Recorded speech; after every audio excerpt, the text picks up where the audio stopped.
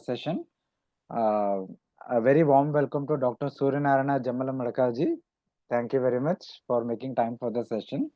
And he'll be speaking on the topic, why so many Prakarana Granthas in Vedanta. Just a brief introduction. Dr. Suryanarayana is currently Senior Project Manager at Siddhanta Knowledge Foundation, and he's also co-founder of Kameshwari Foundation, which he has started with his brother. Suryanarayan studied Nyaya Shastra, Vedanta and Vyakarana under eminent gurus in Gurukula Paddhati. He has completed his Tenali exams in Tarka Shastra and appeared, I think, is it still appeared in Advaita Vedanta? Yes. Okay. Appeared for Tenali exams in Advaita Vedanta. He has completed his PhD in Nyaya Shastra. He used to work as assistant professor at the School of Vedic Sciences, MIT ADT University Pune.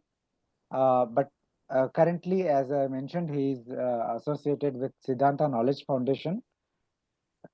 And he has been conferred with many awards such as Tarka Ratna, Vidvatmani, etc. from Sri Kanchi Shankaracharya. He has also received Shastra Kalanidhi by conferred by the Madhya Pradesh State Governor. Thank you again for making time, Suryanarayan. Please go ahead and start your session. Yeah. Namaskarbhyah. Om Shuklam Varadharam Vishnum Shashivarnam Chaturbhujam Prasannavadanam Dhyayet Sarva Vigno Pashantaye Ajnanatimirandhasya Jnananjanashalakaya Chakshurunmilitam Yena Tasmai Shri Gurave Namaha Gurur Brahma Gurur Vishnur Gurur Devo Maheshwaraha Guru Sakshat Param Brahma Tasmai Shri Gurave Namaha Shri Gurubhyo Namaha Hari Om. Welcome everyone. So today I am going to talk why do we have these many Prakarana Granthas in Vedanta. So first of all, we should understand what is a Prakarana Grantha. So a Prakarana Grantha is told like this. Shastraikadesha sambadham Shastra karyantare sthitam Vipaschitah Prakaranam nama Grantha bhedam ahu.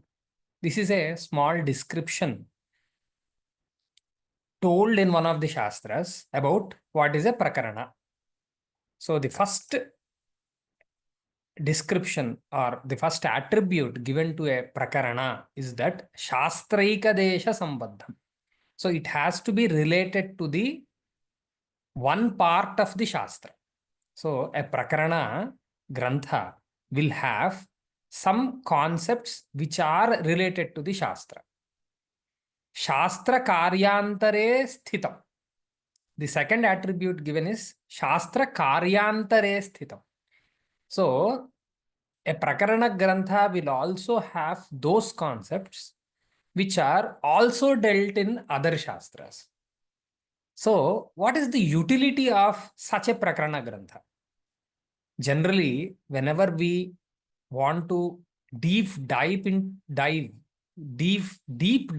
into any Shastra, like I want to study Tarka Shastra, the first thing I do is that I study the Prakarana Grantha of that Shastra. Why? For example, if I want to learn Tarka Shastra, I need to learn Nyaya Sutras, Nyaya Bhashya, Vaisheshika Sutras, and Vaisheshika Bhashya.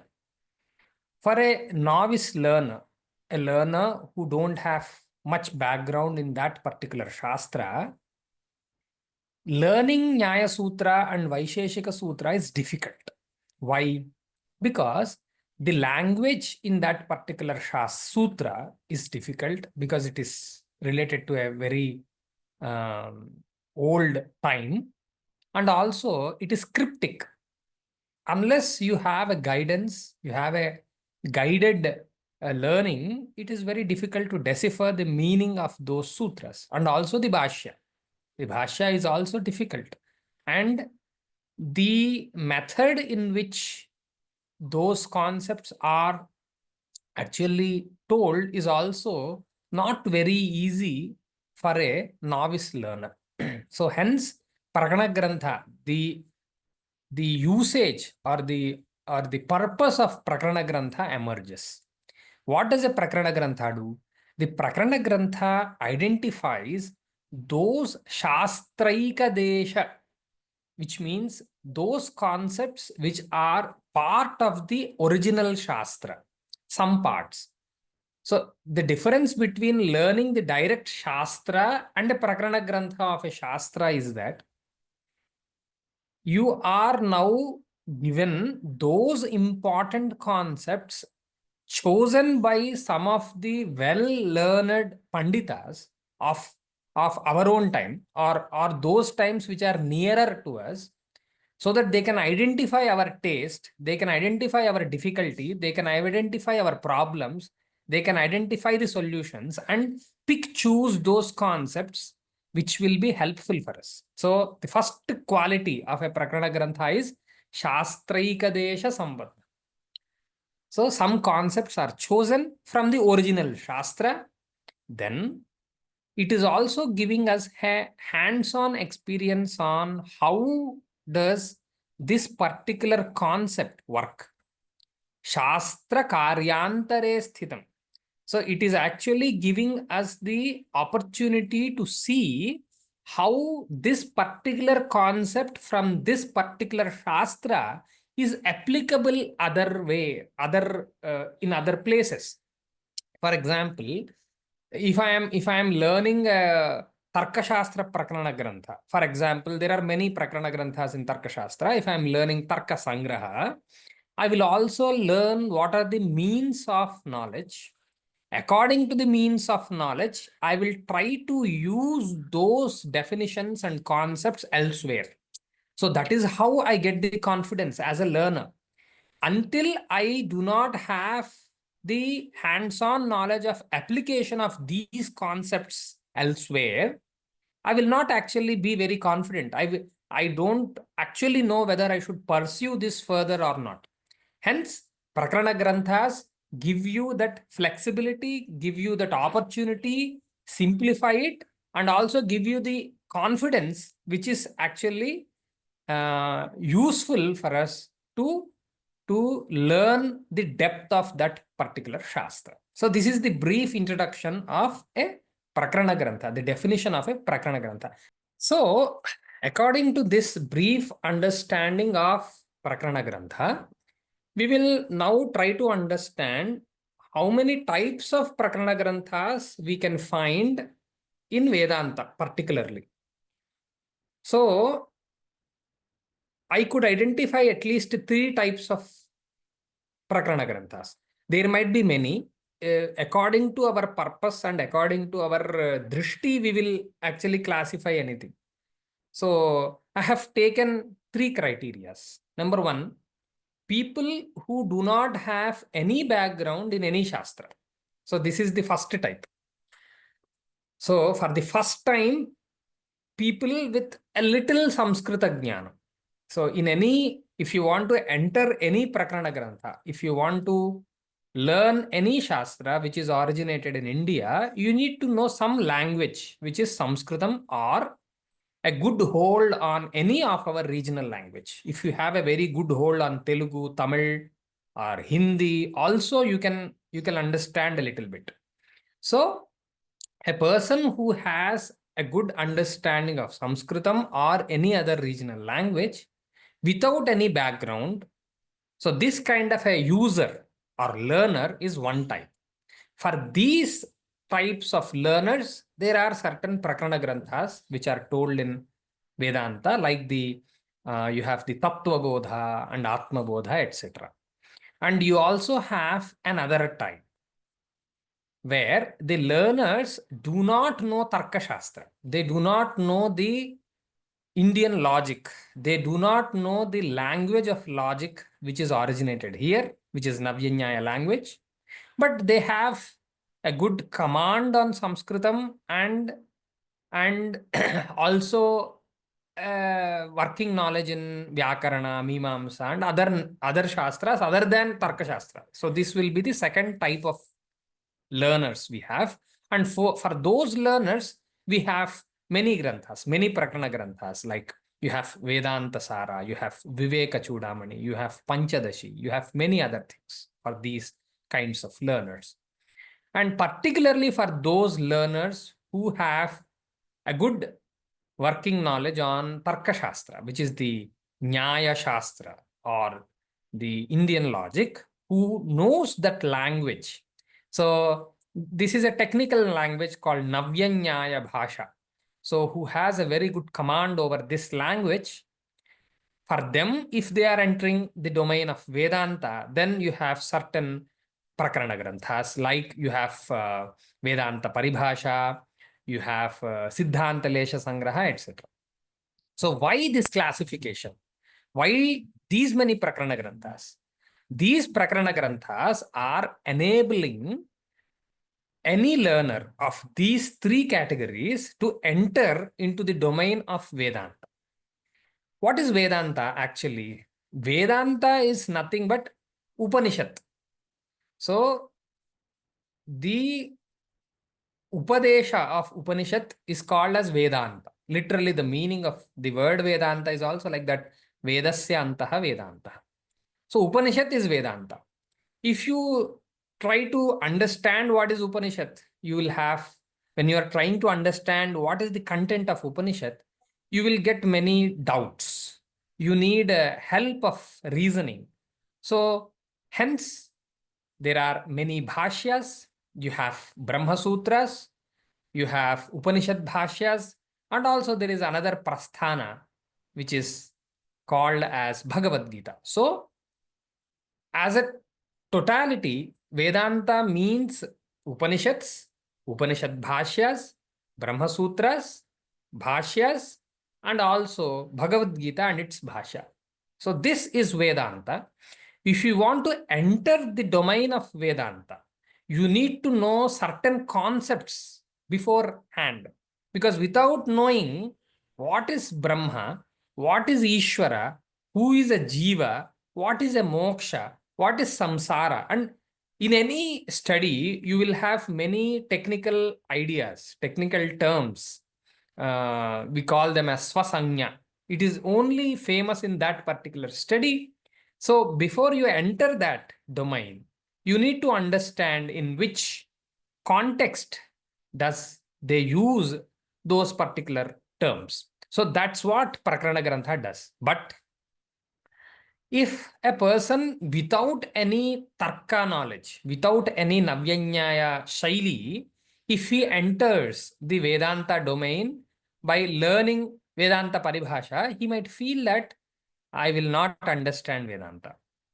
But if the same person without any background, if he chooses a grantha like Atmabodha or Tattvabodha, it will be very helpful for him.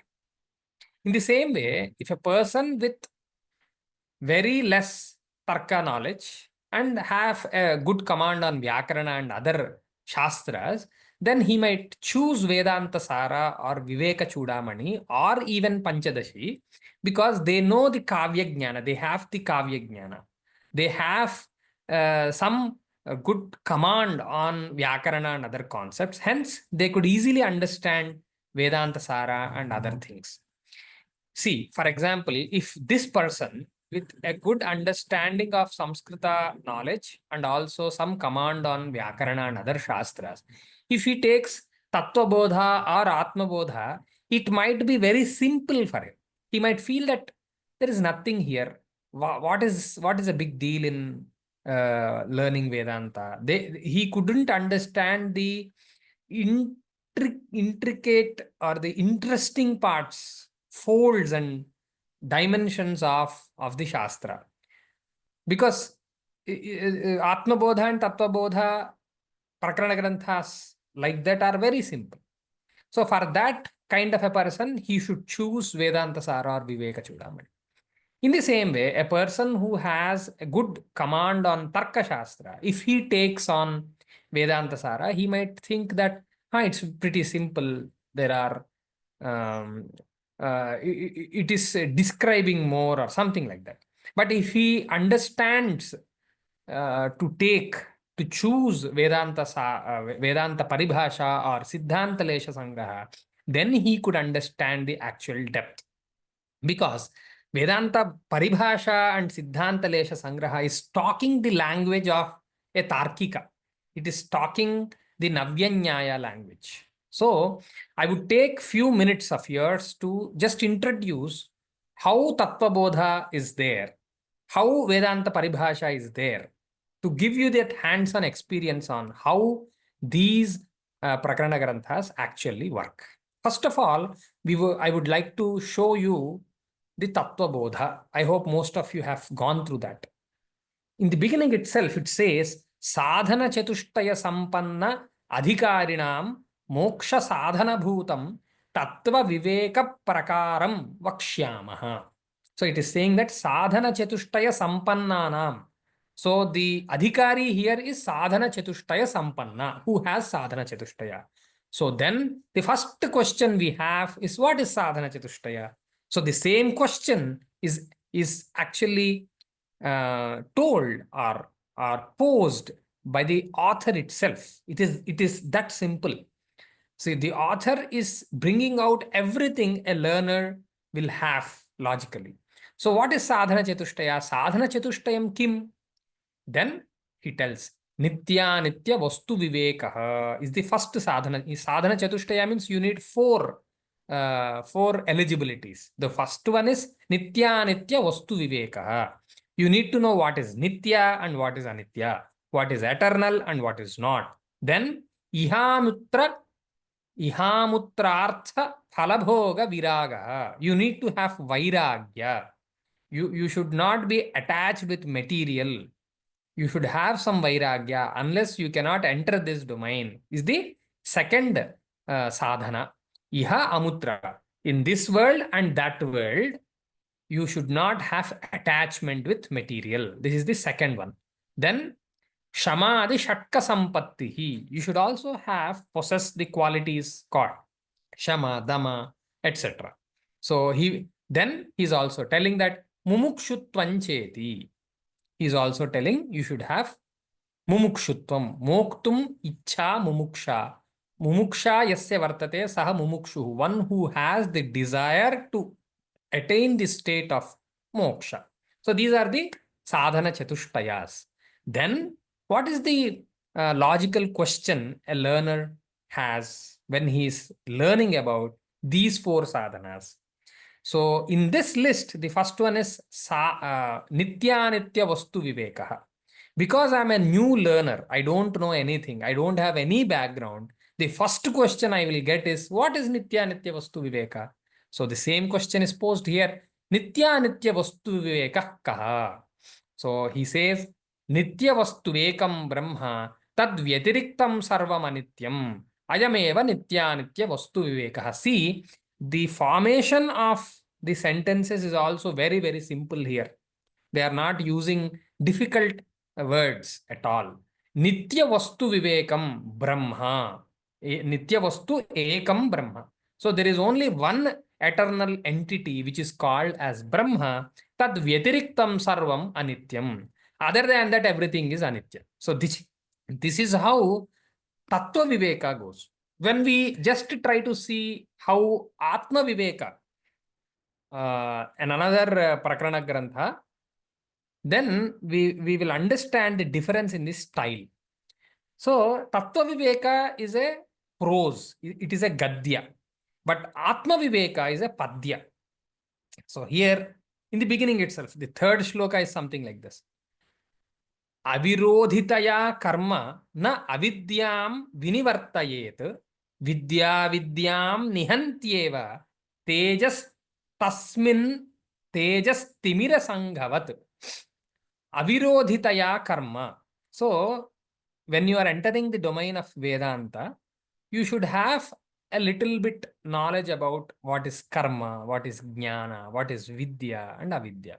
Once you are familiar with these terms, then Atma Bodha will be relatable for us. So what Atma Bodhakara is saying, karma or action is virodhi, which is contradicting you in the pursuit of moksha. Avirodhitaya karma na avidyam vinivartayet. So, the first obstacle for anyone to attain moksha is avidya. So, karma is not enabling anyone to get rid of avidya. So, what will enable me to get rid of avidya, which is the first obstacle for me in my pursuit of moksha? He is saying that vidya avidyam nihantyeva. Vidya is the only entity or the only concept which can contradict avidya, like for our understanding, for the learners, what you say, uh, for, for the learner to catch that concept easily, they are explaining with an example. Tejas timira sanghavat.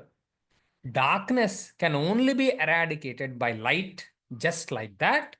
Only Vidya can eradicate avidya. So, in the Atmabodha, you will have a Padya or a Shloka depiction. In Tattvabodha, it is purely a prose. Then, now we'll see how Vedantasara works. Okay. So, Vedantasara, in the beginning itself, it says, what is Vedanta? Vedanto nama Upanishad pramanam tadupakarini sharira sutradini cha. It is saying what is Vedanta. Just now I have also explained what is Vedanta. Then you can see the difference. Tatra anubandho nama adhikari vishaya sambandha prayojanani. Even though it is in prose, it is having a little bit a taste of Shastra. Shastra don't talk anything other than the concept which is related to that particular domain. So here the first question is that who is the adhikari? What is the prayojana? Why should somebody learn Vedanta? What is the content of Vedanta? How will this particular content relate with the purpose of the Vedanta? So for that, he is explaining who is the adhikari. Adhikari means the user. Adhikari tu vidhivad adhita veda vedangatvena upayataha adhigata akhila vedartha asmin vedarthan asmin janmani janmantareva kamya nishidha varjana purassaram nitya naimittika prayashchittopasananushthanena nirgata nikhila kalmashataya nitanta nirmala swantaha sadhana chatushtaya sampannaha pramata. So this is the very long explanation, description of who is the user, who is eligible to actually pursue Vedanta. So I will not go into the details, but you should understand that this particular explanation can only be understood by a person who is well versed in Sanskritam and who also knows the style of the Shastra, other than the Tarka. Because I will show how the Prakarana Granthas, which are meant for those people who know Tarka Shastra, will be. So now I will show the Vedanta Paribhasha. In the beginning itself, it says, Tathahi Trividham Chaitanyam. The Sangati is something like this, because the Vishaya or the concept which is dealt in Vedanta is Brahma, Tajjnanam, Tat Sadhanam cha. So, who is Brahma? What is Brahma Jnana? And how can I attain Brahma Jnana? These are the three main fundamental things which are dealt in Vedanta Paribhasha. Then first of all, we should understand who is the Chaitanya. So that is why the Granthakara is explaining who is the Chaitanya. Tathahi Trividham Chaitanyam, Vishaya Chaitanyam, Pramana Chaitanyam, Pramatru Chaitanyam Cheti. For example, for a person who knows Sanskritam might know the word Chaitanya. Chaitanya is that which is omnipresent. The relatable thing is one which responds. The meaning is one which responds. Chaitanya is that. But there are three words here: Vishaya, Pramana, and Pramatru. what is Vishaya Chaitanya, what is Pramana Chaitanya, what is Pramatru Chaitanya. Unless you are trained in Pramana Shastra, which is the Tarka Shastra, you will not know what is a Pramana. Pramana is the means of knowledge. Pramatru is the knower. And Vishaya, which is Prameya, is the object of cognition, object of knowledge, topic of knowledge. So, the words itself are directly related with the study of Tarka Shastra. Then we'll go ahead. Tatra, I will go to the next explanation. It will be more useful for you to understand the style of this particular Prakarana Grantha. Tatra yatha tadagodakam chidran nirgatya kulyatmana kedaran pravishya tadvadeva chatushkonadhyakaram bhavati tatha taijasamantahkaranamapi चक्षुरादिद्वारा निर्गत्य घटादि विषयदेशं गत्वा घटादि विषयाकारेण परिणमते स एव परिणामः वृत्तिरित्युच्यते. Because there is a description of Vishaya Chaitanya and also there is a lakshana means a definition of what is a pratyaksha, what is the direct perception. Here he is actually explaining how, what is the process of cognition, what is the process of perceptual cognition or the cognition which arose because of the sensory organs. Tatra ghatadyavacchinnam chaitanyam vishaya chaitanyam, antahkarana vrutyavacchinnam chaitanyam pramana chaitanyam, antahkaranavacchinnam chaitanyam pramatru chaitanyam. He is now defining what are the three types of chaitanyas. Here you got a word called vritti. Vritti means parinama.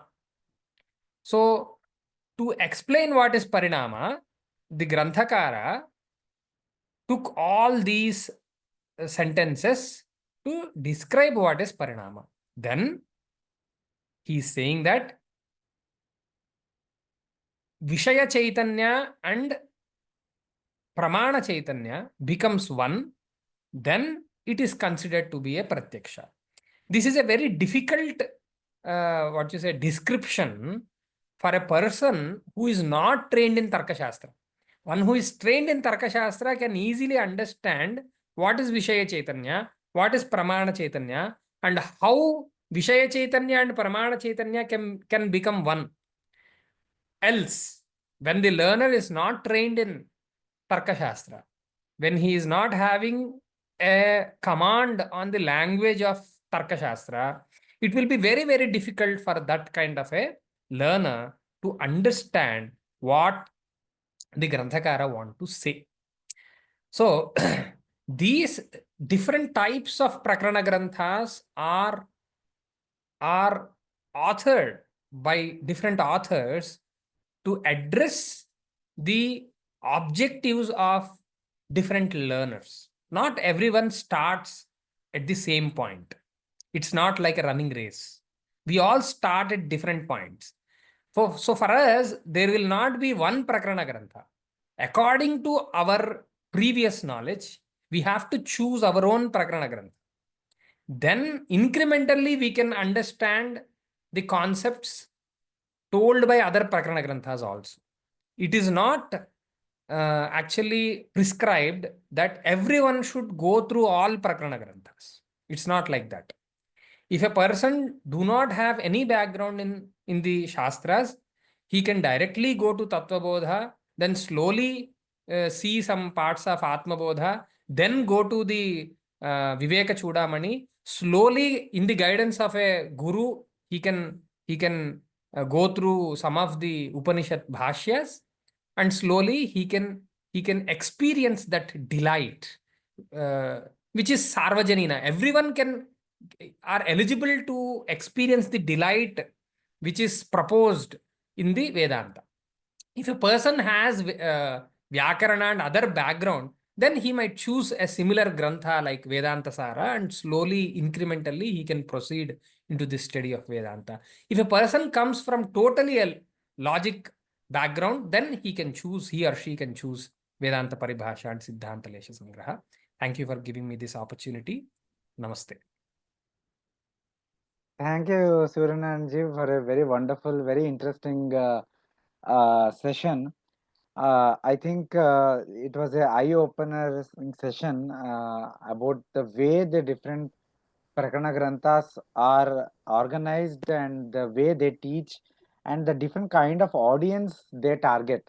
Normally, we all assume that all Prakarana Granthas are same.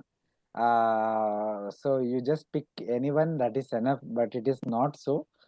Different Prakarana Granthas bring in their own flavor, so to speak. So thank you for highlighting on a very important topic.